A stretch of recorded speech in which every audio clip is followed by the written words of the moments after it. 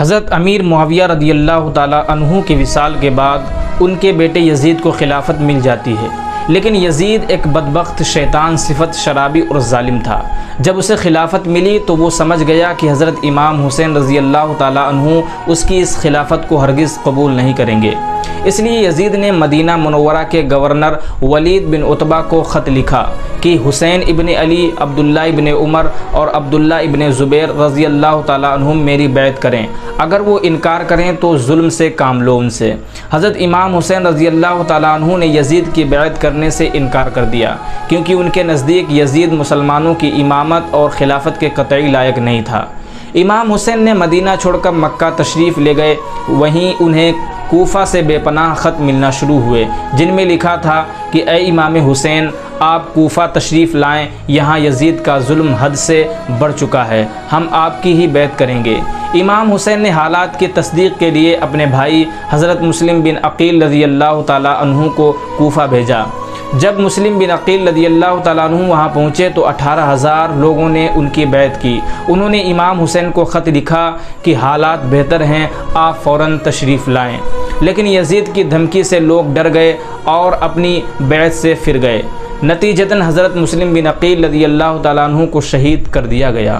ادھر مکہ میں امام حسین تک مسلم کا بھیجا ہوا خط پہنچ چکا تھا، جس میں حالات ٹھیک بتائے گئے تھے، لہذا امام حسین اپنے اہل بیت اور ساتھیوں کے ساتھ کوفہ روانہ ہو گئے۔ راستے میں انہیں مسلم کی شہادت کی خبر ملی، لیکن اب لوٹنا ممکن نہیں تھا۔ جب وہ کربلا کے میدان میں پہنچے اور پوچھا کہ یہ کون سی جگہ ہے تو بتایا گیا اسے کربلا کہتے ہیں۔ آپ نے وہیں قیام کرنے کا حکم دیا۔ جب یزیدی فوج کو علم ہوا کہ امام حسین رضی اللہ تعالیٰ عنہ نے کربلا میں قیام کیا ہے تو وہاں بھی فوجیں پہنچ چکی تھیں۔ یزیدی فوج کے سردار عمر بن سعد نے نہ امام کو مکہ لوٹنے دیا، نہ بیعت کے بغیر چھوڑا۔ 3 محرم کو یزید نے 22,000 فوجیوں کا لشکر بھیجا، جبکہ امام حسین کے ساتھ صرف 72 لوگ تھے، جن میں عورتیں اور بچے بھی شامل تھے۔ 7 محرم کو یزیدی فوج نے پانی بند کر دیا، بچے بوڑھے سب پیاس سے بے حال تھے۔ 9 محرم کو امام نے ایک رات کی مہلت مانگی تاکہ عبادت کر سکیں۔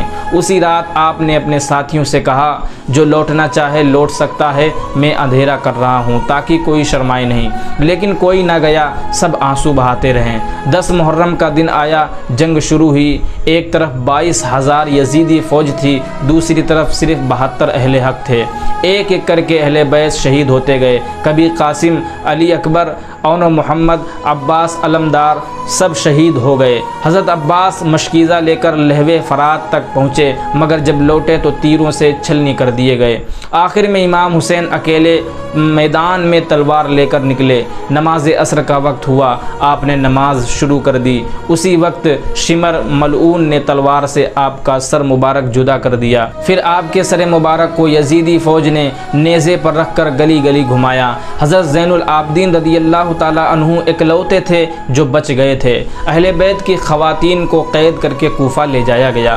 بھلے ہی حسین شہید ہو گئے، لیکن حسینیت آج بھی زندہ ہے۔ یزیدی ڈوب گیا شام کے اندھیروں میں، یزیدی ڈوب گیا شام کے اندھیروں میں، اور حسین چمکے ہیں دنیا میں روشنی کی طرح۔ اگر آپ کو یہ ویڈیو پسند آئی ہو تو اسے لائک کریں، دوستوں کے ساتھ شیئر کریں اور چینل کو سبسکرائب کریں۔ ملتے ہیں اگلی ویڈیو میں، تب تک کے لیے خدا حافظ۔